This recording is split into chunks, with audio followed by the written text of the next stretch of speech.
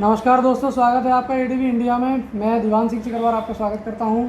आज हम मुरैना की एक नई शख्सियत के साथ जुड़ रहे हैं जिन्हें आप और हम बहुत अच्छे से परिचित हैं और पूरा शहर और प्रदेश बहुत अच्छे से उनसे परिचित है। मिस्टर दीपक शर्मा जी, जिला अध्यक्ष मुरैना कांग्रेस कमेटी से। तो आज हम इनके साथ कुछ विशेष मुद्दों पर चर्चा करने वाले हैं। जैसे बहुत से जनता के मुद्दे हैं, जनता के कई प्रश्न आते हैं सामने, उन मुद्दों पर आज हम दीपक शर्मा जी से चर्चा करेंगे। शर्मा जी नमस्कार, आपका स्वागत है एडीवी इंडिया में। आज हम आपसे कुछ विशेष मुद्दों पर चर्चा करने वाले हैं।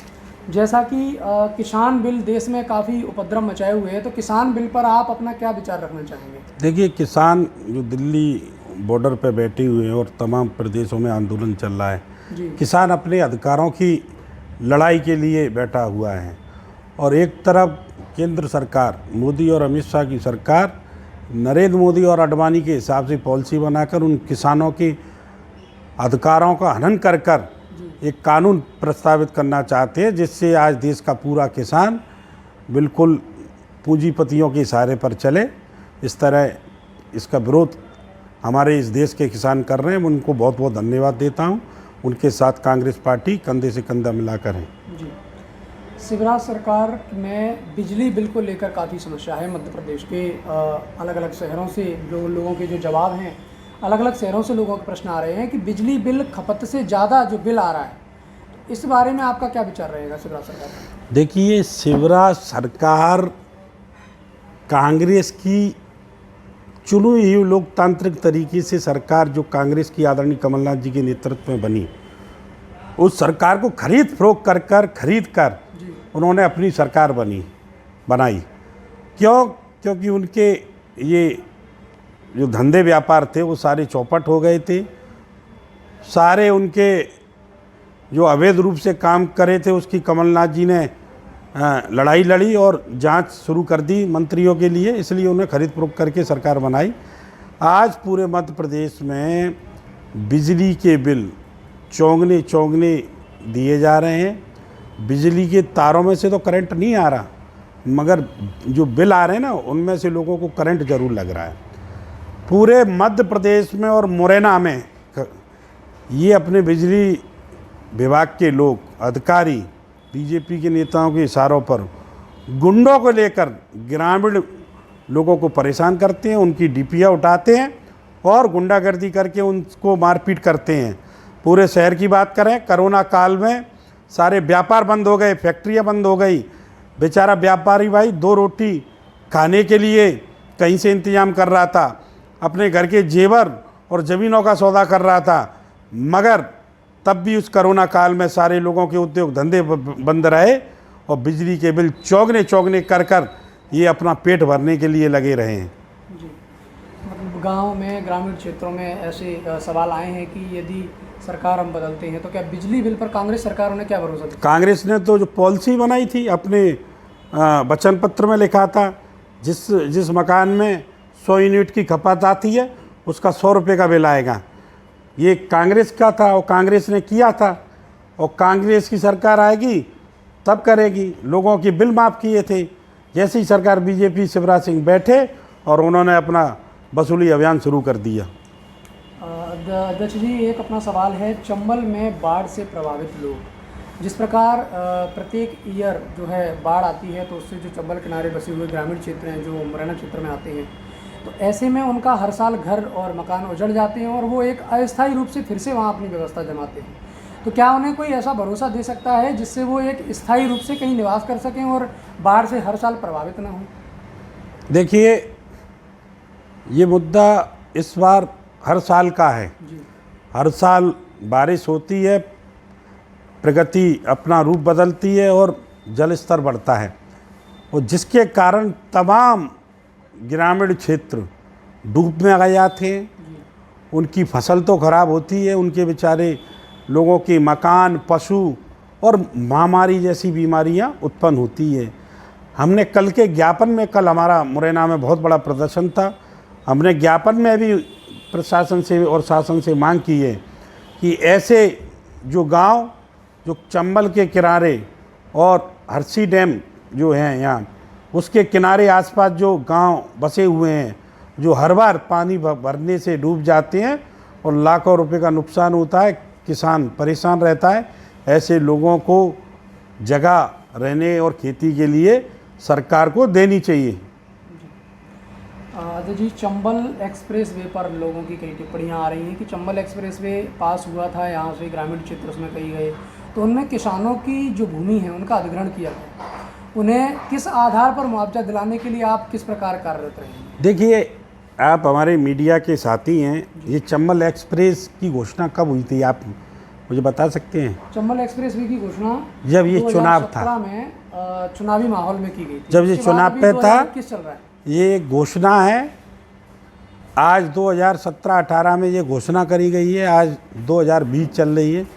2 साल में अभी इनकी पॉलिसी और नक्शा तैयार नहीं हो पाया कि ये चंबल एक्सप्रेस कहाँ से निकाल रहे हैं, किस तरह निकालेंगे। अभी तक इनका ये अभी एजेंसी काम ही नहीं कर पाई। ये घोषणा है और ये जब जब चुनाव आते रहेंगे ऐसी घोषणाएं होती रहेंगी। हाँ, ये चंबल एक्सप्रेस की पूरा प्रोजेक्ट आ जाए, पटवारी, तहसीलदार, कलेक्टर पूरे अपना नक्शा तय कर लें और ज़मीनों का रूट बना दें कि यहाँ से एक्सप्रेस वे निकलेगा। तमाम बाधाएं आ रही हैं। कहीं सुप्रीम कोर्ट भी कहता है कि चंबल में ये घड़ियाल की वजह से निकलने में परेशानी आ रही है। ये सब घोषणा है इनकी। जब ये काम पूरा उस पर आ जाएगा तब इन हमारे किसान भाइयों की जो ज़मीन जा रही है उनको उचित मुआवजा दिया जाए सरकार द्वारा। जैसे आप इसके लिए क्या प्रयास करेंगे? मतलब किसान, देखिए, ये तो पहले मेरी निगाह से तो हवाई हवा है चंबल एक्सप्रेस।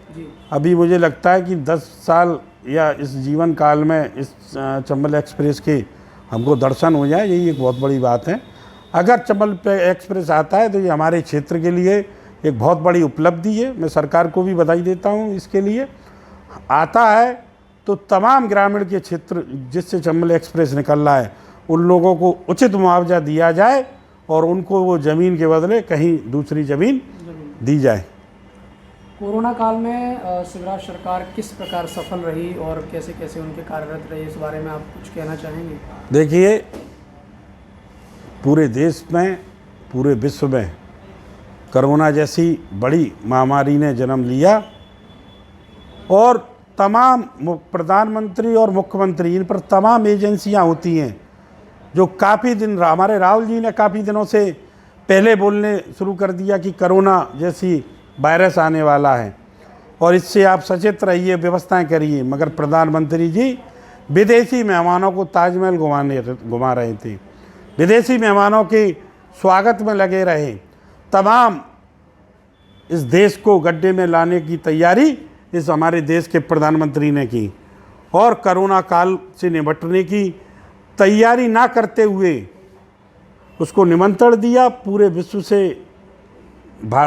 विदेश से हमारे यहाँ कोरोना ने जन्म लिया और इतना विकराल रूप पैदा किया कि तमाम परिवार अपने बच्चों को, माँ बाप को, रिश्तेदार को, कई तो पूरे परिवार नष्ट हो गए। इतना दुख की बात है। और दूसरे कोरोना की लहर आने को सारी एजेंसियों ने, वैज्ञानिकों ने बता दिया था कि दूसरी लहर आने वाली है। मगर हमारे प्रधानमंत्री ने पहले कोरोना काल में भारत की ऑक्सीजन बाहर पहुंचाई, मेडिसिन बाहर पहुंचाई। इस देश को ज़रूरत थी। इस देश में तमाम जनता 100 करोड़, 120-30 करोड़ की जनता है जिसको प्रधानमंत्री साफ शौचालय और डिजिटल का नाम लेते हैं, हमारे देश के वासियों की रक्षा नहीं कर सके। तमाम लोग वेंटिलेटर, दवाई, हॉस्पिटल, डॉक्टर, इनके अभाव से हमने देखा है तड़पते हुए और उनकी जान हमारे सामने गई है। हमने तमाम प्रयास कोरोना काल में इस कोरोना जैसी महामारी को देखते हुए हमने अपने प्राणों की रक्षा नहीं करी और लोगों की सेवा में हॉस्पिटल में घूमे। तमाम लोगों को हमने ऑक्सीजन दिलवाने का काम किया, मगर हॉस्पिटल की गलतियों के कारण, प्रशासन और शासन की गलतियों के कारण ना ऑक्सीजन की व्यवस्था थी हॉस्पिटल में, ना वेंटिलेटर की व्यवस्था थी। वेंटिलेटर थे, बंद थे, डॉक्टर नहीं थे और डॉक्टरों ने, ये प्राइवेट डॉक्टरों ने सवाए इस देश के नौजवानों को, तमाम परिवारों को कोरोना काल के नाम पर लूटने के अलावा कोई काम नहीं करा। लोगों के मकान बिछवा दिए, लोगों का सोना जेवर भिजवा दिया अपने इलाज के लिए। ये सरकार ने कोरोना काल पर एक इतना बड़ा लोगों को धोखा दिया है कि तमाम परिवारों ने अपने परिवार से हाथ छूट गया उनका, तमाम परिवार बेसहारा हो गए। और झूठी घोषणाएं करी केंद्र सरकार ने कि जिस परिवार से कोरोना व्यक्ति से उसका परिजन खत्म होता है, बेटा खत्म होता है, तो केंद्र सरकार 4 लाख रुपए की राशि और मध्य प्रदेश की सरकार, शिवराज सिंह की सरकार 1 लाख रुपए की राशि देगी। बच्चों को फ्री शिक्षा देगी। पूरे कोरोना काल में सारे कोरोना से मृत्यु हुई उसका आंकड़ा सरकार ने छुपाया। मैं पूछना चाहता हूं, मुरैना में केवल 93 लोग मरे हैं कोरोना से। आप जाइए मुरैना की एक वार्ड में, हर वार्ड में 15-15, 20-20 लोग कोरोना से ख़त्म हुए हैं। और सरकार पूरे आंकड़ों को छुपाकर उस घोषणा, चूँकि अब पैसे नहीं देना पड़े इसलिए सारे आंकड़े छुपाए हैं और एक भी व्यक्ति को कोई भी सहायता राशि नहीं दी। आज वो परिवार दर दर की ठोकर खा रहा है। एक मुद्दा है अपना मुरैना जिले का वीआईपी रोड का। तो वीआईपी रोड लगभग बन के तैयार है, लेकिन इसे अभी प्रारंभ नहीं किया गया है। तो इसमें मतलब क्या समस्या आई है प्रारंभ न होने में? देखिए, ये नगर निगम की बात कर रहे हो आप जी। ये नगर निगम नहीं है, नरक पालिका है या नरक के द्वार से जाते हैं। ये अधिकारी 50-50, 40-40 लाख रुपए देकर अपनी यहाँ पोस्टिंग करा रहे हैं नगर निगम में और उसकी वसूली करने के लिए यहाँ लगे हुए हैं। इससे पहले एक कमिश्नर थे अमरसत गुप्ता, वो पूरे नगर निगम को खा गए। 150 करोड़ का सीवर का प्रोजेक्ट आया, आज पूरा मुरैना चौक डला हुआ है, सीवर चौक होने लगी है। पूरे मुरैना में अखबार छाप रहे हैं कि कोई 25% मांग रहा है, 20% मांग रहा है। ये नगर निगम अड्डा बन गई है वसूली अभियान का। इसको मुरैना पूरे गड्ढे में है, कोई सुख सुविधा नहीं है। ये प्रोजेक्ट में भी उनकी लगा होगा कि ये किस तरह से यहाँ भी कुछ मिल बुलू जाए तब इस प्रोजेक्ट को पास करें। ये रिश्वतखोरी का अड्डा है नगर निगम। मुरैना को बिल्कुल साफ, ना सफाई है, ना रोडें हैं, ना सीवर चालू है, पूरे शहर में गंदगी है। आवारा पशु घूम रहे हैं, हमारे यहाँ सांड घूम रहे हैं काफ़ी। इन सांडों ने कई लोगों को मौत के घाट चढ़ा दिया है टक्कर दे दे के। कोई सुविधा नहीं है। आप गौशाला पे चले जाइए जिसको नगर निगम चला रही है, आज भी आप जाइए ताला डाल के रखते हैं, किसी को घुसने नहीं देते। तमाम गाय से हुए हैं, तमाम हमारी गौ माता, जिसको भारतीय जनता पार्टी राम के नाम पर, गौ माता के नाम पर राजनीति करती है, वही गौ माता रोज़ 10-20 गौ माता रोज़ मर रही हैं। ये लोग सब भ्रष्टाचार के आलम में सोए हैं। मुरैना की जनता ने बीजेपी को न चुनते हुए मुरैना की एमएलए कांग्रेस पार्टी से चुनी है, तो इसमें कांग्रेस पार्टी अपनी क्या अहम भूमिका निभा रही है? देखिए, कांग्रेस पार्टी को मुरैना की जनता ने अपना मत दिया। मैं इस मुरैना की जनता को कोटि कोटि नमन करता हूँ और उन्होंने मत दिया। और हमारे सारे विधायक और कांग्रेस का एक एक कार्यकर्ता लोगों की जन समस्या उठाने के लिए दिन रात लगा है। कांग्रेस रोज़ आंदोलन कर रही है, लोगों की रोज़ आवाज़ उठा रही है, पुलिस की लाठी खा रही है। कल मैंने आंदोलन करा, 20-20 पुलिस वाले मुझे मार रहे थे। अभी मैं डॉक्टर को चेकअप करा के आया, मेरे हार्ट में डंडा दिया है, मेरा कुर्ता फाड़ दिया। इस तरह क्या आप हमारी आवाज़ को भी नहीं उठाने दोगे? हमारा अधिकार नहीं है जनता की आवाज़ उठाने के लिए? हमने बिजली की बात करी, हमने कोरोना की बात करी, हमने लोगों को मुआवजा देने की बात करी, हमने किसानों की बात करी कल के ज्ञापन में, हमने भ्रष्टाचार की बात करी। तो 500 पुलिस वाले हम लोगों के लिए, 25 पुलिस वाले मुझे मार रहे हैं। ये कहाँ का इंसाफ है भाई?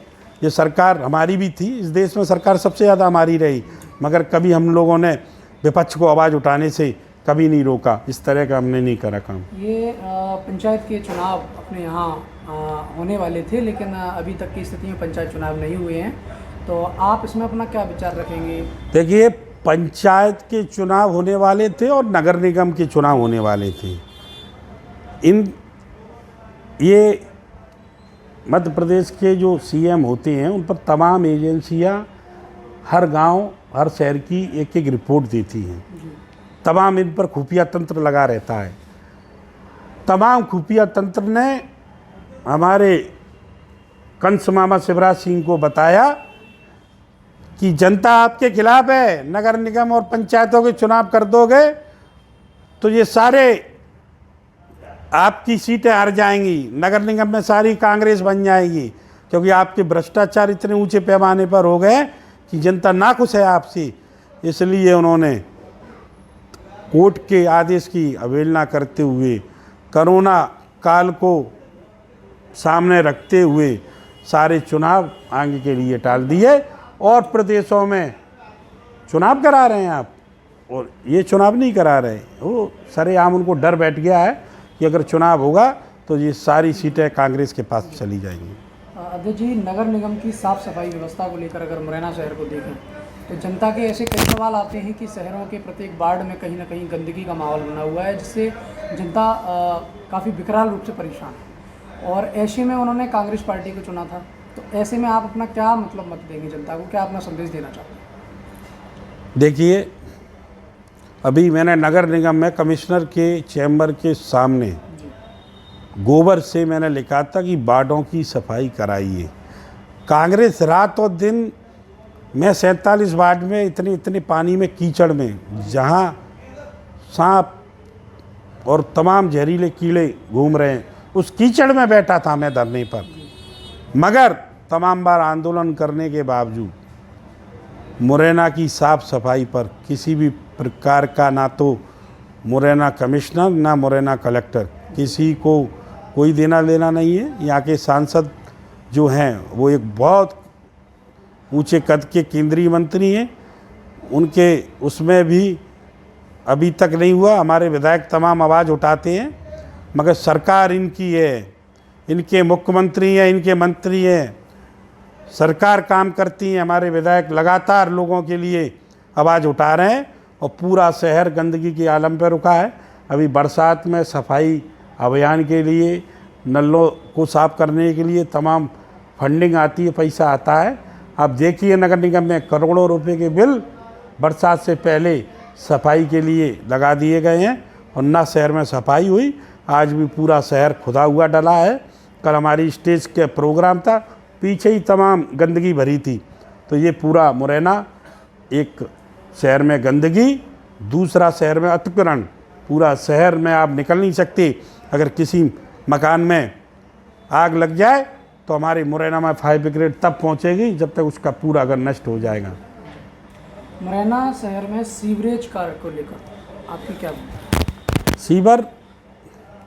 सीवर प्रोजेक्ट आदरणीय कमलनाथ जी जब केंद्रीय मंत्री थे नगरी, उन्होंने ये प्रोजेक्ट, हम लोगों ने मुरैना की बात करी थी और उन्होंने ये प्रोजेक्ट को मंजूर किया था। सीवर प्रोजेक्ट आया, पूरे मुरैना में खुशी का माहौल था कि सीवर आएगा, पूरा मुरैना साफ रहेगा।